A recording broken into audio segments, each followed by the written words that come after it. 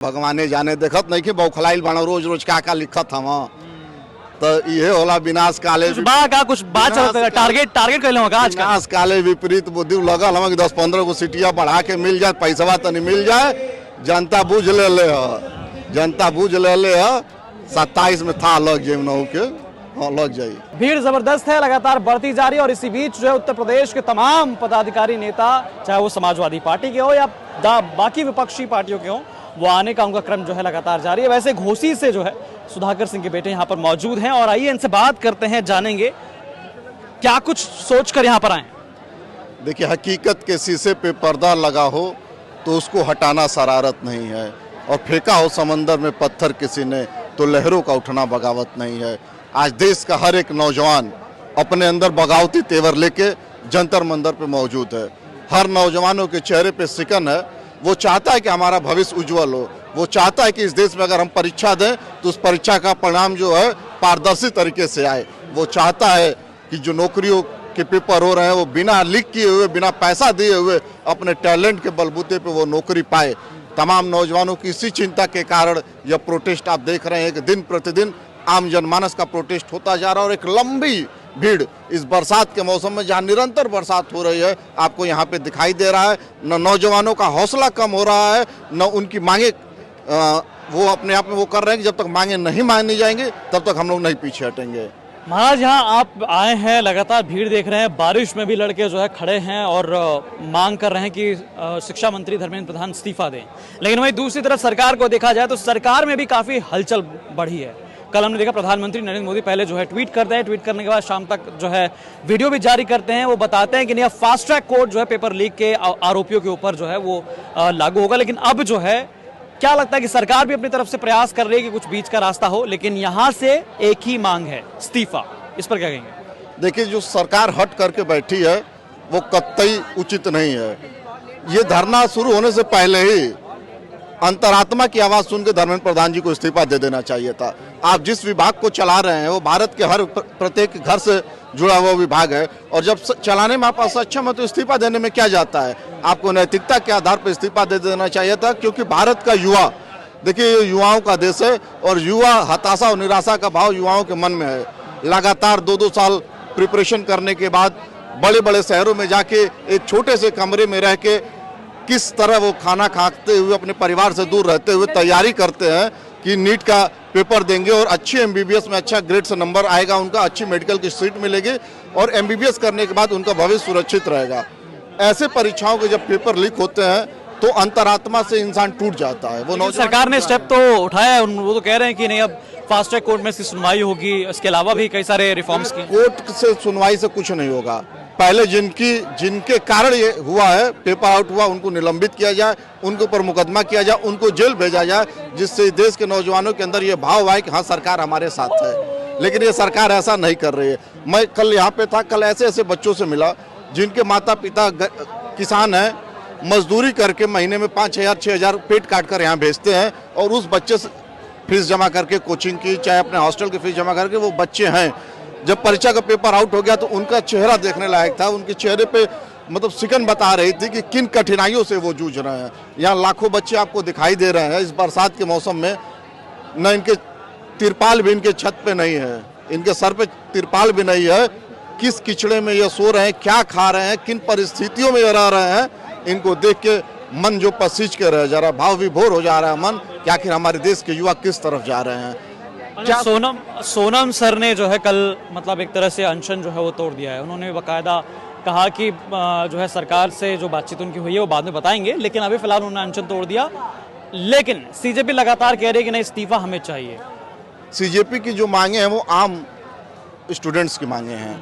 सारे स्टूडेंट एक स्वर में पहले दिन से ये कह रहे हैं कि हमको इस्तीफा, धर्मेंद्र प्रधान जी को इस्तीफा दे भी देना चाहिए। ये इस्तीफा कोई बहुत भारी चीज नहीं है, लेकिन आप यह दिखा रहे हैं, सरकार अपना हट धर्मिता दिखा रही है। वो हट कर रही है कि हम नहीं देंगे, चाहे लाखों नौजवानों का भविष्य अंधकारमय हो जाए, चाहे ये बच्चे लाठियां खा कर, आपने देखा कितने के सर फूटे, कितने के हाथ टूटे। लेकिन ऐसा है क्या कि मतलब इस्तीफा जो है वो नहीं ले पा रहे हैं? ये सरकार अपनी कमियों को उजागर नहीं करना चाहती है। ये सरकार की ही नाकामी है कि परीक्षाओं के पेपर आउट हो जाते हैं। इस देश का नौजवान जब परीक्षा सेंटर से अपने घर तक नहीं पहुंचता है तब तक टीवी पे न्यूज़ फ्लैश हो जाती है कि आप जो परीक्षा देने गए थे वो पेपर आउट हो गया। तो अपनी नाकामियों को सरकार छुपाने के लिए उनका इस्तीफा नहीं मांग रही है।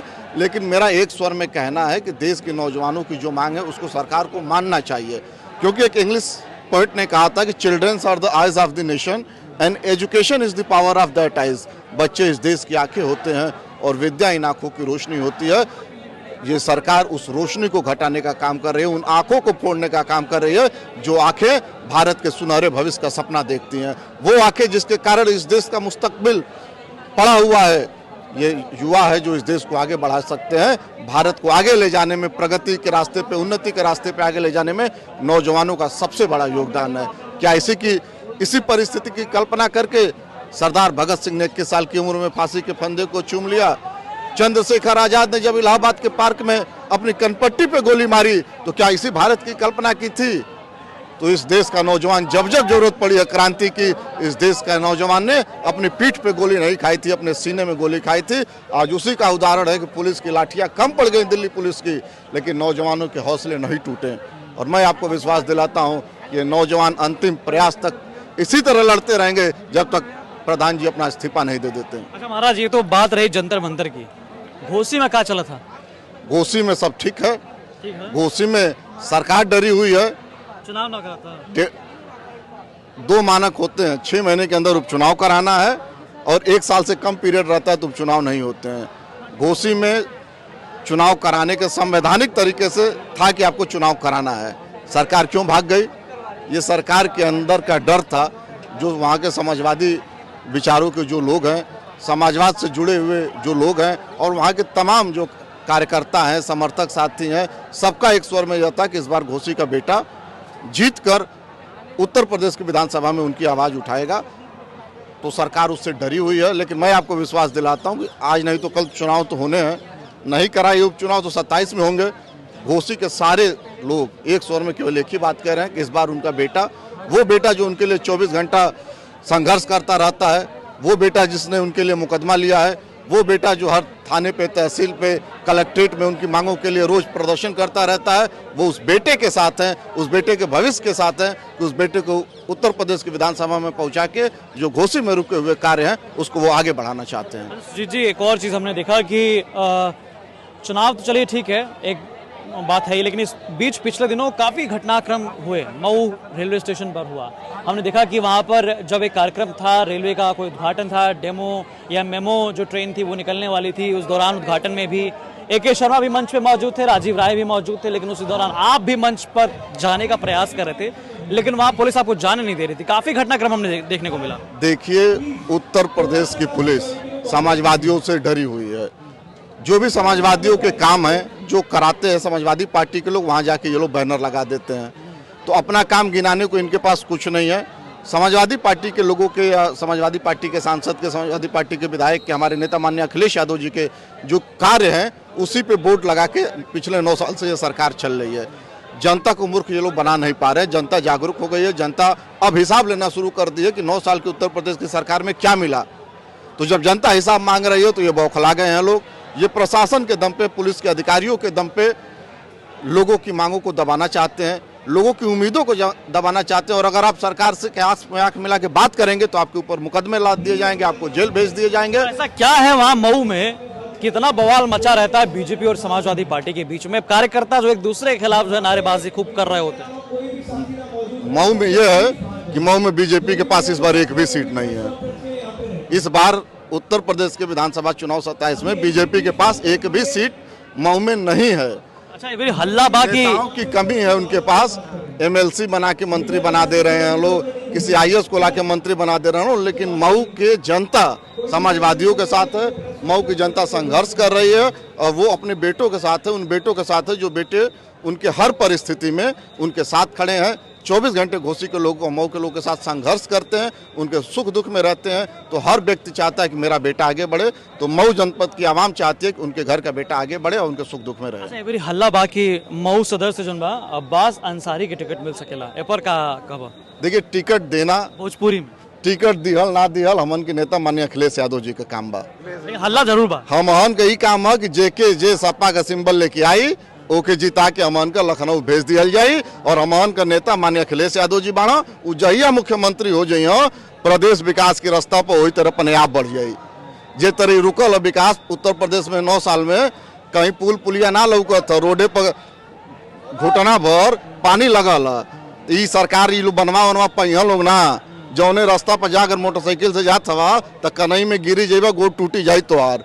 तो जब कनई से छुटकारा चाहिए, बढ़िया रोड चाहिए, अपने लइकन के नौकरी चाहिए, अपने लइकन के बढ़िया पढ़ाई चाहिए, तो उत्तर प्रदेश में खाली एक आदमी हवा, वो अखिलेश यादव जी, उनके मुख्यमंत्री बनईबा, एक लाइन में कुल काम हो जाए। नहीं, लेकिन पूर्वांचल में तैयारी देखा जाए तो ओम प्रकाश राजभर भी खूब दबा के कर रहे हैं। मतलब चाहे आजमगढ़ की बात हो, गाजीपुर की बात हो, पूर्वांचल के कई सारे जिलों में उनका प्रभाव भी अच्छा खासा है। ये भैया उनका लड़का हम अरविंद भाई कितना से हरला हो, पूर्वांचल में सबसे ढेर वोट से हरला हो, 1,80,000 वोट से। तो ये उत्तर प्रदेश और पूर्वांचल उनके हराई के बेरी भेजी। वो तो पिछली बेर अखिलेश जी से गठबंधन रहे तो कुछ सीट पा गई ना, अब अखिलेशो जी नहीं खा उनके संगे, तब उनका भार तो भैया भगवाने जाने। देखत नहीं कि बौखलाइल बाणा रोज रोज का लिखत हम, तो ये होला विनाश काले कुछ बात टारगेट कैले होगा आज विनाश काले विपरीत बुद्धि लगल हम 10-15 को सीटिया बढ़ा के मिल जाए, पैसा तनी मिल जाए, जनता बूझ ले जनता बूझ ले 27 में था लग जाए न के, हाँ लग जाए। चलिए शुक्रिया। तो हमारे साथ सुधाकर सिंह के लड़के सुजीत सिंह थे और साफ साफ उनका कहना है कि अब जो है इस बार, हालांकि यहाँ पर जनता मंत्र पे आए हैं युवाओं को सपोर्ट करने के लिए, लेकिन चुनाव की बात भी उन्होंने की। पूर्वांचल में कहा कि इस बार जो है पूर्वांचल भी समाजवादी पार्टी के लिए मजबूत है और जैसा कि पहले भी रहा इस बार भी रहेगा। बाकी तमाम जानकारी, लेटेस्ट अपडेट्स के लिए आप जुड़े रहे यूपी तक के साथ। धन्यवाद।